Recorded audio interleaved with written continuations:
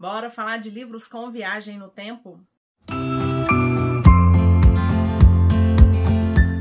A inspiração para esse vídeo foi de uma leitura que eu fiz recentemente e que tem uma manobra temporal que ficou por muito tempo comigo. E aí eu resolvi trazer livros que não são considerados ficção científica clássica, talvez, mas que abordam ainda assim a questão da viagem no tempo. Afinal de contas, a literatura adora brincar com o tempo. Por isso, hoje, quero te apresentar livros onde o tempo não apresenta nenhuma regra. Ele é emoção, memória, poesia ou até pura magia. E por isso eu disse que a gente está saindo dos clássicos de ficção científica que abordam a viagem no tempo. Bom, meu nome é Maísa e esse é o Porque Leio. E antes da gente embarcar nessa viagem no tempo, gostaria de te pedir uma gentileza. É a primeira vez por aqui? Se curtiu o conteúdo, te peço a gentileza para se inscrever e também te peço carinho para curtir, compartilhar, fazer comentários, ativar sininho de notificação, me seguir nas outras redes sociais, hypar o vídeo, usar os meus links se você tiver a intenção de comprar esses ou outros produtos lá na Amazon. Bom, então a ideia é trazer 10 livros, mas eu separei em grupos e a gente vai entendendo mais ou menos como é que isso funciona. A primeira categoria é sobre viagens no tempo, que o tempo é muito menos do que relógio e muito mais sobre e se. Sabe aquela vontade de reviver ou a possibilidade de reviver outras vidas?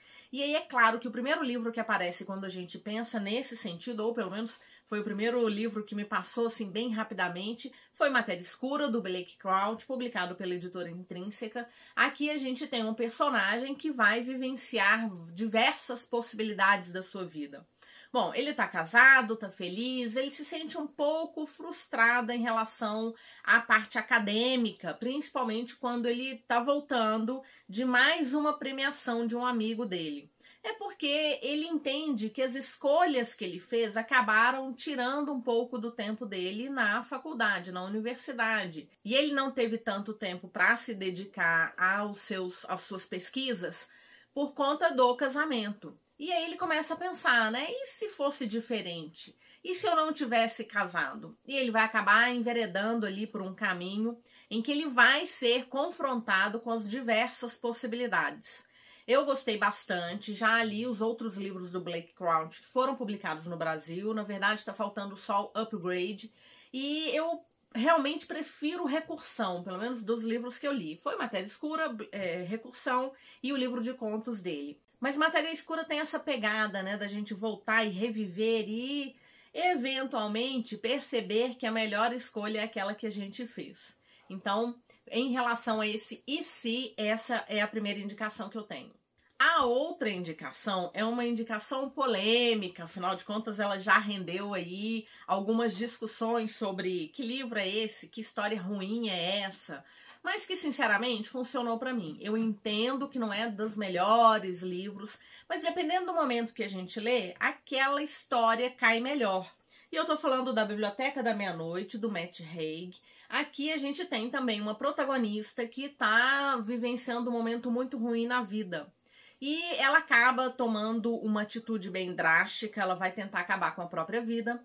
E nesse meio tempo ela vai acabar parando na Biblioteca da Meia-Noite. E lá ela vai poder experienciar cada um dos caminhos, das possibilidades que a vida teoricamente trouxe para ela.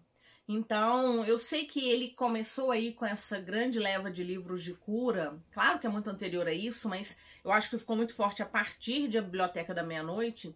E sim, ele pode ser um livro fraco em relação às questões emocionais, principalmente porque, no final das contas, faltou a indicação de um profissional para tratar dessa personagem. Mas ele funcionou para mim porque deixou muito claro que o caminho que escolhi foi uma escolha minha e, portanto, eu tenho que lidar com as consequências dele. Isso é ser um pouco adulto. De qualquer maneira, é mais uma dessas histórias que trazem aí o e se fosse diferente. E o último livro nessa categoria que eu criei, ela não existe, né? Foi uma criação minha, arbitrária. É Lugar Errado, Hora Errada, da Gillian McAllister, publicado pela editora Record. Aqui nós temos uma mãe que vai vivenciar uma cena extremamente chocante. Ela está esperando o filho dela voltar para casa à noite e de repente ela vê o filho acabando com a vida de uma pessoa e ela fica aturdida porque não foi esse o filho que ela criou, ele nunca deu nenhum sinal de que cometeria aquele ato extremo, ainda que fosse numa ação de proteção.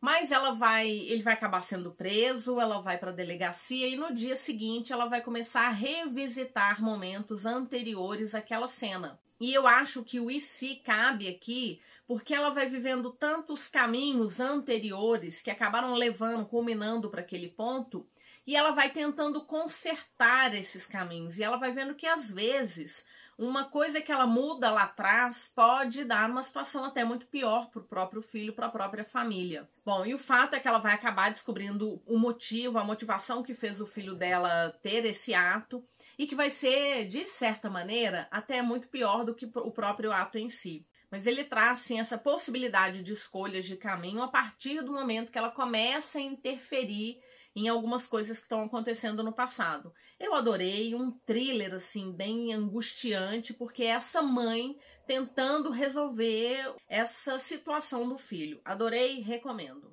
Bom, a segunda categoria que eu colocaria aqui seria uma coisa como o tempo como memória e identidade, alguma coisa nesse sentido. Quando o passado ele não passa e o presente ele vai carregar séculos.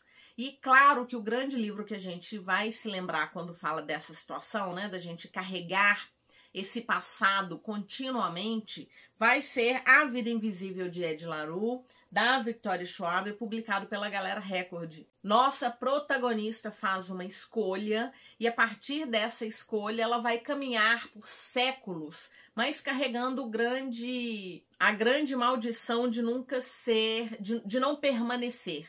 Então é essa impermanência da vida da Ed por conta de uma escolha que ela fez lá atrás, e cá entre nós não era uma escolha que ela tivesse muito como decidir, né? Não é como se ela tivesse muitas escolhas. É um casamento arranjado que ela vai ser obrigada a enfrentar lá em 1714 em Paris. É um casamento arranjado, ela não tá feliz com isso, ela corre para a floresta e vai pedir ajuda a uma entidade que sempre disseram que era melhor não mexer com ele. E a partir daí, então, ela vai ficar nessa impermanência na vida. Ela vai conseguir fugir, mas ela nunca mais vai ser lembrada por alguém. Então ela carrega todo esse passado, toda essa carga dramática. De repente ela vai topar com alguém que vai se lembrar. Esse é um livro que divide um pouco opiniões, tem muita gente que é completamente encantado, tem algumas pessoas que não gostam tanto assim dele. Eu acho que foi um livro longo, em determinado momento a gente começa a cansar desse passeio da Ed pelos séculos, mas é uma escrita deliciosa e é um livro que fez tanto sucesso que está vindo aí uma edição de colecionador com capa dura, já está em pré-venda, e se você tem vontade de trocar a sua edição ou de conhecer, recomendo fortíssimo essa edição de colecionador, porque ela está realmente muito bonita. Então, o primeiro livro que eu me lembrei, assim, quando a gente pensa em carregar uma história, é A Vida Invisível de Ed La Rue. E o outro livro não está aqui porque eu emprestei para uma amiga, mas também é muito clássico quando a gente fala dessa questão de carregar uma história, que é Kindred, da Octavia Butler, publicado pela Morro Branco. Nessa história nós temos uma protagonista que está vivenciando ali o século XX e de repente ela é levada no passado, e é um passado em que ela, uma mulher negra, vai vivenciar o que foi de fato um momento de escravidão. E ela fala, né, que por mais que a gente ouça falar, que você estude nos livros de história, é tão diferente estar ali, né? De repente ela é como se ela fosse descaracterizada completamente como ser humano. E até ela entender por que ela começa a fazer essas viagens no tempo, porque são assim, do nada. Às vezes ela tá com o marido dela e vai ser levada para o passado, ela vai conhecer um garotinho, ela vai salvar esse garotinho, vai ser ameaçada, né? Porque é um garotinho branco, ela, uma mulher preta, tendo a ousadia de colocar a mão num garotinho branco. E ela volta para o presente, depois ela começa a voltar para o passado, acompanhando esse garotinho crescendo, e até entender por que talvez ela esteja sendo levada para esse passado. Kindred é maravilhoso, eu acho que das obras que eu já li da Octavia, e acredito que todo mundo tem a mesma entendimento, é das melhores obras da autora, e que é livro, assim, obrigatório para quem gosta de ficção científica, gosta de fantasia. A gente tem uma mistura aqui entre os dois, que no final das contas estão dentro do mesmo gênero mesmo, e que traz essa discussão, né, tão dolorosa, mas que a gente vivencia e continua vivenciando no dia a dia. Então, para esse quesito de tempo como memória e identidade, eu trouxe esses dois livros. A próxima categoria vai trazer o livro que me inspirou a fazer esse vídeo. Então, é o tempo como uma estrutura narrativa, quando o próprio livro em si dobra o tempo. E aí eu tô falando de O Livro das Portas, do Garrett Brown, publicado pela Astral Cultural.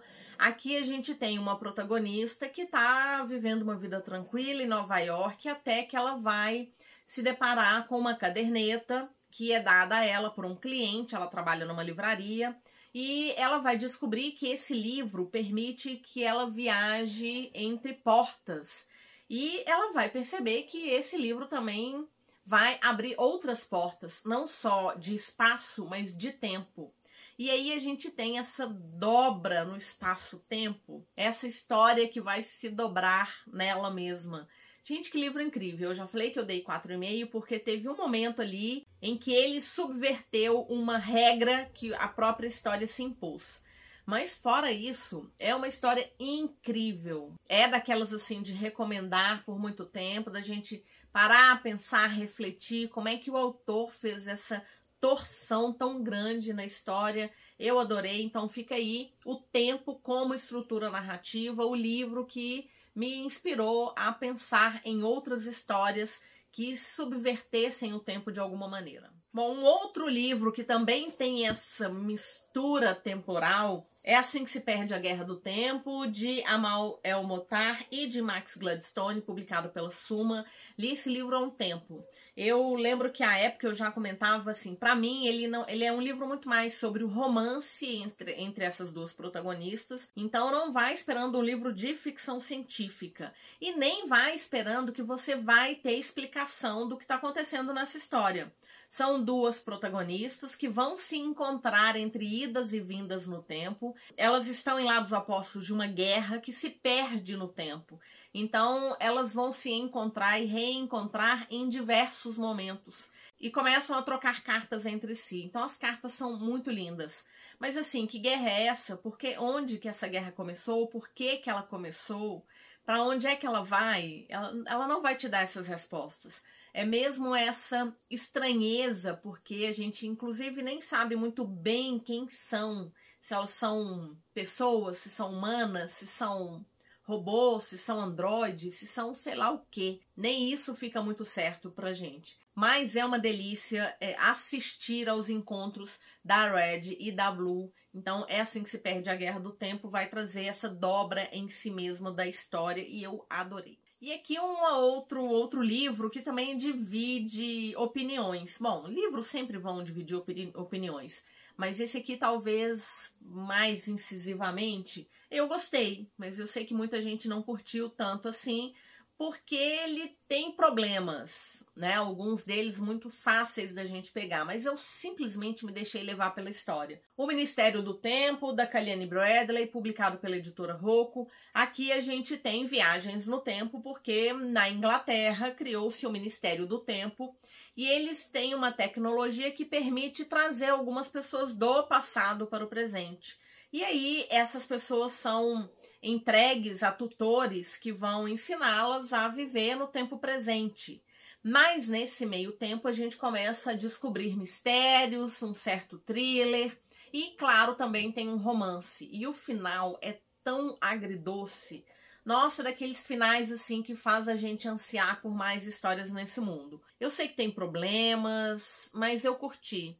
E o final me pegou, sabe? Então aqui a gente tem de novo um livro que vai se dobrar no tempo e só lendo para entender como é que isso acontece. Adorei o Ministério do Tempo, fica aí essa recomendação também. Bom, e agora esses dois próximos livros vão usar o tempo mesmo como um mistério ou como magia. Não necessariamente a viagem no tempo, mas o tempo ele vai se comportar como um feitiço, um sonho, um labirinto.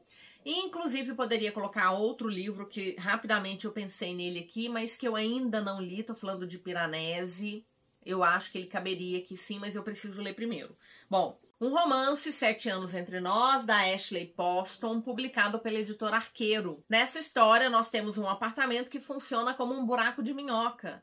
E a protagonista, ela vai voltar só quando ela estiver no apartamento, e quando o apartamento tem vontade, faz com que ela volte no tempo 7 anos atrás. É assim que ela vai acabar conhecendo um rapaz, vai ficar encantada por ele, no primeiro momento muito assustada, depois vai se encantando, e ela vai tendo esses reencontros com ele nesse apartamento, até que ela vai querer encontrar com ele no presente. Mas e o medo? Afinal de contas, para ela encontrou com ele ontem, uma semana atrás, um mês atrás, mas para ele terão se passado 7 anos. É um romance super fofo, que vai trazer aí o tema de luto.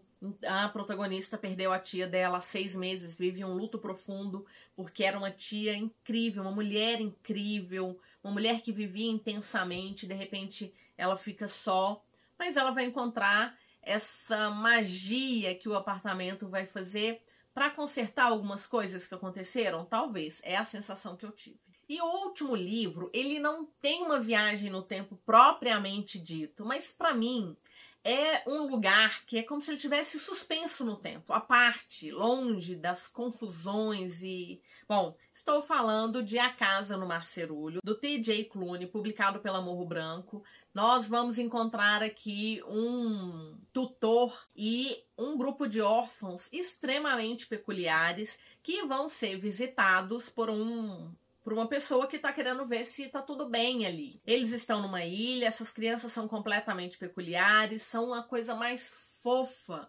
E o livro fez tanto sucesso que o autor veio aí já com uma continuação. Ela deve estar chegando pra gente, acredito que vai ser lançada ainda esse ano aqui no Brasil. Muita gente leu, falou que estava com medo dessa leitura, de que talvez o autor fosse estragar a experiência maravilhosa que foi ler essa história. Mas as recomendações já são bastante positivas e estão me deixando ansiando para ler a continuação.